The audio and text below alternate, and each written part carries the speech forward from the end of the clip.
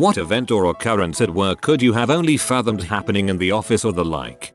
I was working at a pizza restaurant and was talking to my boss back in the prep area. I had to fart really bad, so I eased it out silently. It stank bad. He stops mid-sentence and asks me if I smelled anything. I played dumb. He figures some food fell down behind the prep tables and is rotting.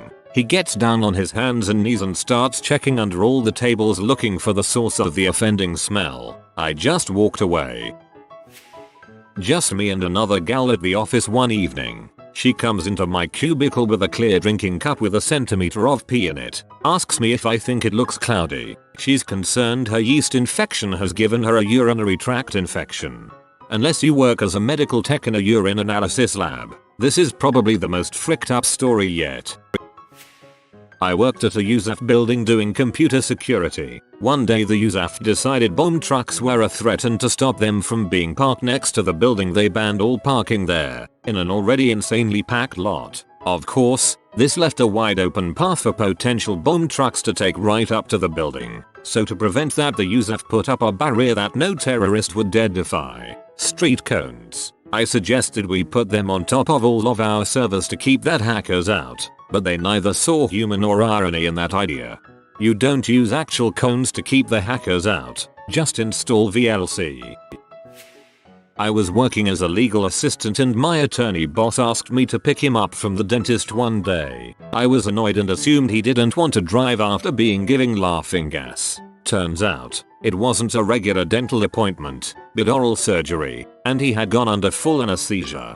During the ride home he was being extremely inappropriate, telling me how cute the 18YO file clerk was, asking why I wasn't married, saying how beautiful the office manager is. After about 10 minutes he decided he needed to pee really bad and it cannot wait. So I stop at a Starbucks and point him to the direction of El Bano. He is bouncing off the walls in the hallways to get to there. Once he comes out, his crotch area is slightly wet. He giggles and says, "I'm a big baby." I wet my pants. I ushered him out into the parking lot ASAP while he is pulling at the door handle of nearly every car, thinking it's my car. I finally get him home, and once he exits my car, I see that there is a large wet spot on the seat of my brand new, used Mustang that I bought 3 months ago. TLDR. My boss peed in my new car. This one really made me think of The Office. I saw Jim looking at the camera as Michael is stumbling around the parking lot trying doors. We once welcomed to the office 20 or so new co-workers from another branch from White Plains, NY with a party. They weren't too punctual, as only one black lady appeared in the first 5 minutes. My boss, frustrated, accidentally drops the plains of White Plains and asks her if any more white people going to show up. The expression on her face and my manager's were both priceless. That even sounds like something that happened at Dunder Mifflin. When a co-worker realized that my significant other and I had the same first name, he thought I was always talking about myself in the third person. I work in a grocery store that used to have a bagger with Down syndrome. She rode her bike to work every day. It was basically an adult tricycle. She was also very lazy. Now one day my boss asked her to go get carts, and she refused. He then said that he would get them himself if he could have her bicycle. After she still didn't go get the carts, he stole her tricycle and began to ride it up and down the aisles while the store was open. It was Saturday afternoon. She then chased him around the store calling his name for about 10 minutes. I misread that and thought your store had a badger with Down syndrome. Too bad. My housemate used to work in an office, and one day one of the strange older chaps who worked there bought in 2 large gâteau type cakes. Everyone had a piece and scoffed it down except for my housemate, who was busy in a meeting. When he came out, one of the receptionists said, "Oh, you must try that cake. It's delicious, especially the mint crystals." Thought my friend. Odd, but let's check it out. Turns out the cake was just harboring a heroic amount of mold and not a single co-worker of his had noticed. I created this account just to post this. We were at a promotional kickoff my employer was having at a city park. They decided that they were going to have our department climb around on the jungle gym in teams and compete for a time. But on our approach to the jungle gym from the picnic area, our ginger Michael Scott clone of a manager realizes that there are little kids playing on said gym. So what does he do? He walks up to the parents, informs them that we have reserved the park for this date, and requests that they and their children leave. The parents oblige and remove their toddlers, who are now crying and reaching back at the jungle gym as their parents carry them away. I really wish this wasn't true. An old roommate doesn't do much at his job. Basically surfs the interweb, including Reddit, all day. He told his boss that they should get rid of his job since he really doesn't do anything. They responded by giving him a bonus. That's an office space moment. My old boss, who is a school principal, reminded me of Michael Scott sometimes. The school district hired a Pakistani teacher a few years ago, and he automatically put her in charge of organizing Black History Month activities. He also asked her about the best Indian restaurants in town.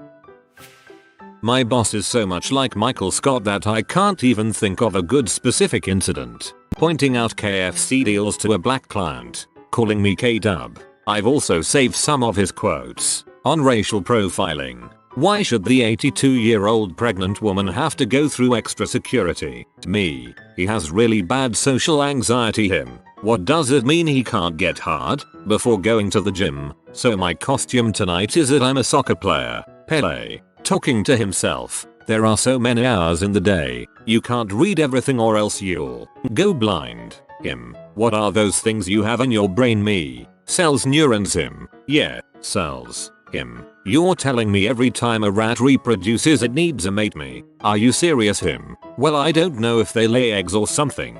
There's so many other great things that I can't think of right now. Dang. This sounds like an awesome Twitter feed, turned book, turned TV show. A co-worker giving a birthday speech told a nice anecdotal story about how he'd heard the birthday boy had blown up his parents' attic with a chemistry experiment as a child, which was typical of his freaking endless messing about in the office. He had. But what the co-worker didn't realize was that he'd also blown his younger brother up, killing him in the process. It didn't go down too well, truth be told. What the frick? Go on. A guy I worked with and I had to pull a double at work while some other group upgraded the network. It was boring and going smoothly, so we each took turns using the extra cash to get some grub. I ate, even had a few beers, and went back to relieve him. 2 hours later he came back pee drunk, so I told him to sleep it off in my boss office, where we had a couch to nap on long days. Big mistake. My boss comes in the next day, early, and as was his custom, he'd remove his shoes and sit down to read through the emails. When his feet get all wet, turns out the guy I let sleep in his office pee under his desk. Didn't even get fired. A co-worker of mine threw out his shoulder trying to shoo away a bee. It was very Michael Scott-esque. Reminded me of the foot in the George Foreman incident. Please tell me I'm not the only one who tried the bacon thing since seeing it on the show. I supervised at a debt collection call center. We rewarded our employees with bonuses if they managed to collect enough money in a month. I was also required to put people on notice if they performed poorly during the month. The problem is, they use different formulas to grant the bonuses than they used when they put people on notice. As a result, there was an occasion where I had to say to an employee, "Good work, derp. Because of your excellent performance last month, you will be receiving a bonus. Also, because of your poor performance last month, you are going on notice and will have to undergo a performance improvement review." We had an older lady, important detail for later, in our department who was having a birthday. My boss was trying to play off her surprise party like it was a staff meeting and we were all in trouble. So she starts off with all this balls real somber like about how she hates to have to call us together for meetings like this, and then she says, "Well, I really hope we don't have to meet for this again. But," dramatic pause, "it's Ellen's birthday. Phyllis, Michael, we're the same age." Christmas 2010 dinner with bigwigs and some government dignitaries. There's about 30 of us around a big table. Wine has been served and some indulge a little too much. We are asked to stand up one by one and introduce ourselves and tell everyone what our job is. The lady to my right stands up and says, "I'm Cecilia. I'm not sure what my job is really. For the last 3 years I have just shown up and I collect a paycheck." Dead silence. 3 years ago management changed hands and there was restructuring. Her duties were shuffled around to other people, but she was never given any work and went unnoticed. After Christmas holidays she was moved out of her office and given a new job. I guess out of boredom she had taken to pilfering pens and other small office equipment. Her drawers were filled to the brim with all sorts of brand new stuff. She still works here. They fixed the glitch. I was locked out of my email because someone else had tried to log into it several times and the password had to be reset. I called IT and asked them to do it. An hour later, I called them again and they said they'd done it immediately after my previous call. I asked why they hadn't notified me and given me the new password, and I was told that the new password had been sent to me by email and was waiting in my inbox. This sounds more like Dilbert than The Office.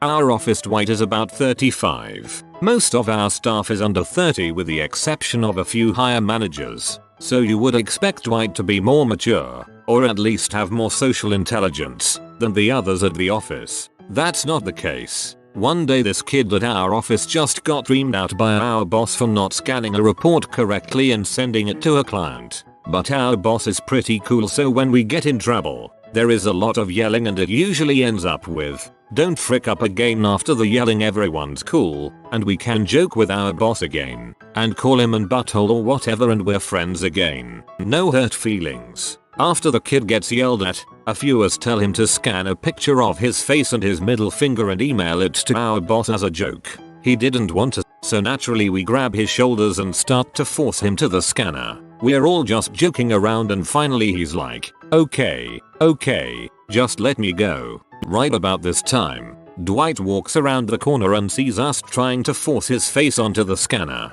Dwight keeps walking until he's right next to the kid, grabs the back of his head, and slams his face into the scanner. It was like Bruce Willis fighting terrorists. Keep in mind that Dwight has no idea what's going on. He just walked up on some people trying to scan some kid's face. The situation went from jolly fun time to instant WTF. The kid stands there kinda dazed and everyone else looks at Dwight like, "WTF is wrong with you?" Dwight laughs, then turns around and walks away without saying anything. I don't think that scanner has worked right since. And I was the kid. I work in engineering and was out for a week getting a gallbladder operation. The ladies in manufacturing were wondering where I've been, and when they were told, they asked if there would be a get well card to sign. Being that engineering at that time was all men, no one had the thought or care to do this, except for one guy. He purchased a card and had the gay guy that works at the office sign the card, telling him that he was the first to sign it. He also ended up being the last to sign it. When I got back into the office, the card was waiting on my keyboard. I was not sure how to react. I hardly knew the gay guy, so it wasn't like he was just being nice. I was worried that this would end up very awkward. Fortunately, someone else told me the dastardly genius of this plot before there was any conversion between me and the gay guy. I would have made a real butt of myself explaining to him how nice the card was, but I was not gay. Misspelled conversation as conversion. Best typo ever. I was at a class where we were learning how to sell safes. We were a locksmith security company, and we had just bought out a smaller company that only sold safes. We opened the floor to anyone who had suggestions that we could give to customers. One guy said that he always told his customers to put their papers in plastic bags, because in the case of a fire, the fire department was going to flood the house with water in an attempt to put the fire out. If your documents were in bags, then they wouldn't get wet. Another guy chimes in, saying, "Actually, I usually tell my customers to put their documents in Tupperware containers, because a plastic bag could easily melt in a fire situation." Then, another guy chimes in and says, "No they won't. I microwave things in plastic bags all the time, and they don't melt." Currently my job consists of placating the client company while they want and expect other companies to do what they want. They are trying to hold people who don't work for them accountable to their own timelines and project timeframes. Past examples include being asked to sign a blank performance review with no goals listed and then months later being threatened with a write-up for not meeting goals I was never informed of. One email later with a scan of the signed blank copy I had, and my review was much better at the direction of the debt manager. At the Target I work at, there's a large calendar in one of the office hallways with birthdays and theme days penciled in. It's usually things like Thirsty Thursday, free high C in the break room. One day, a private intermanagerial memo was found and posted for everyone to see. Some team members have been complaining about lack of benefits, low pay. If you hear something like this, remind them of the fun calendar.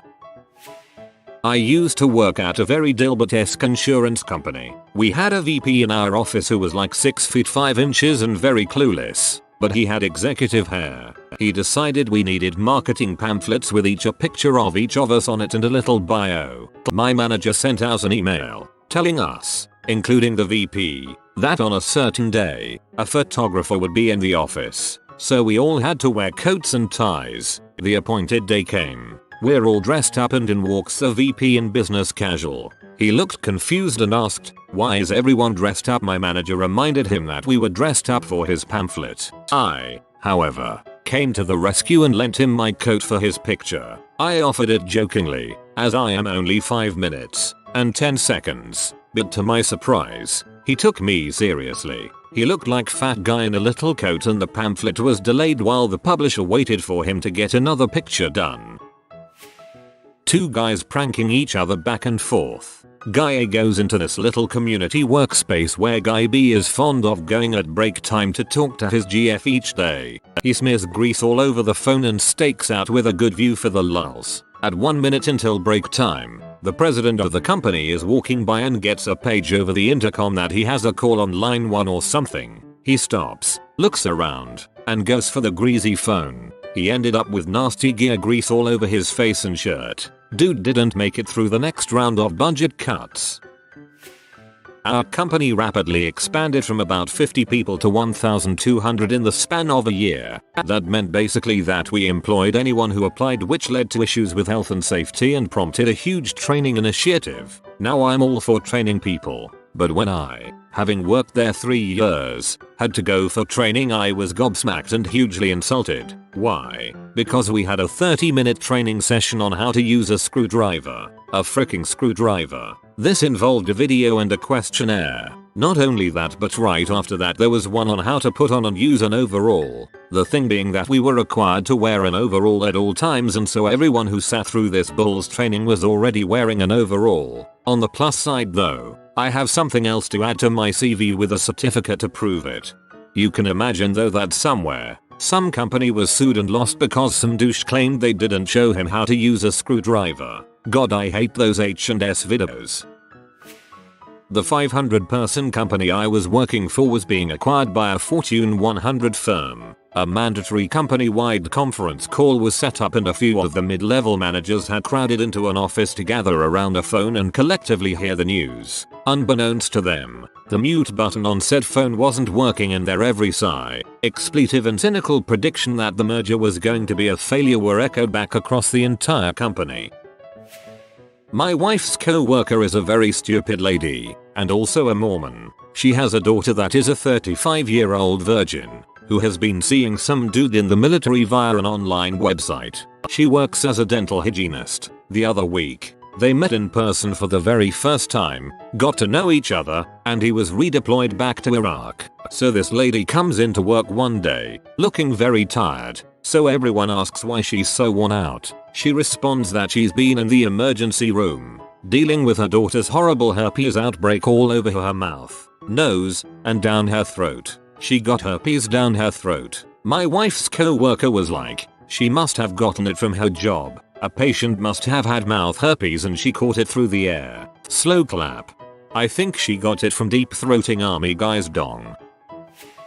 Some years ago, HR instituted a rule at a factory I worked at where no one could kiss another co-worker when they greeted. There were a lot of Hispanics there, and this is a common cultural thing for some people when they greet. Not for me, but some people. Like a hello then a peck on the cheek. Not a big deal at all. Someone got butthurt about not getting enough kisses or too many or something and complained. They made us sign a waiver and everything. Afterwards, the place became sexually tense because it made a sexual issue out of a non-sexual total non-issue. I would normally greet several people a day like this, and now, when I saw them, conversation would immediately turn to flirtatious lols. Don't get too close. We signed a waiver or I never signed the waiver. Wink wink. Showed you that making something officially taboo immediately increases sexual interest because the people who would break those rules gravitated to each other. Gossip of several affairs broke out soon afterwards which, although I have no proof, I swear the situation had a role in. Never tell an Italian that they cannot kiss, especially if they know what size shoe you have. Used to work at a small IT department and we loved pulling pranks on each other. Nothing major, just hiding things. Taking the batteries out of wireless mice, hiding cell phones in the heating ducts, stuff like that. One day I'm working on a project with my boss. On a day I had changed everyone in the department's wallpaper to an unflattering picture of him. Out of nowhere my boss screams in pain and drops to the floor clutching his chest. I naturally freak out and run to the phone to call 911. He had unplugged the phone. I try another. No dial tone. I finally find one that works and he sits up as 911 is ringing, laughing his butt off. We had a moment in our office when our at the time copywriter was simply asked to write a letter of recommendation for a young female intern who was leaving. The letter, which should have been maybe a paragraph, ended up being a full page of bizarre, unwork-related praise and had an extremely inappropriate Michael Scott next to it. Finishing the letter with this: her experience is varied and wide-reaching, but even more impressive is her willingness to learn, to take risks, and to contribute as a valuable member of a team. And she is always guaranteed to brighten up a room from the moment she walks in the door. Not to mention this girl actually didn't do a whole lot either. Sounds like she got trolled. He wrote her a positive letter she couldn't possibly use instead of writing a negative one. I worked with this blonde lady a few years ago that was pretty ditzy. The phrase ahead fit her well, although I feel bad saying that since she was a pretty nice person. One day though she just completely flew into a rage. She was just verbally whipping some poor young guy, saying how disgusting he was, how she couldn't believe what he did to her. Apparently she thought he had given her some moldy bagels, and was just sickened that he would do something like that. Turns out it was just some fancy bagel with poppy seeds baked in, or something like that, and it took us about 10 minutes to convince her that she wasn't being given rotten food. My ex flipped out because she bit into a Hershey's Kiss that someone had given her and there was a twig in it. She ranted for like 10 minutes with a co-worker, talking about how they could sue Hershey's, until the guy who gave them to her told her they were almond Hershey Kisses, not blonde, though. My supervisor during my internship, I need you to take a backup of our demonstration table and put it on a DVD. Me, alright. Seconds to take the backup. Are you sure you want this on a DVD? Oh, will it not fit? It's not that. It's just that the backup is only about 70 kilobytes. So is that too big for a DVD? Poker face. No, that's just fine for a DVD. He left right after. We all burst out laughing. That man was in charge of all the programmers. He would constantly decide to have meetings with us to touch base about 5 minutes before we were supposed to leave the office. Good guy but a terrible boss. If you are new to the channel, you can subscribe. I publish new videos every day. Until then, check another video.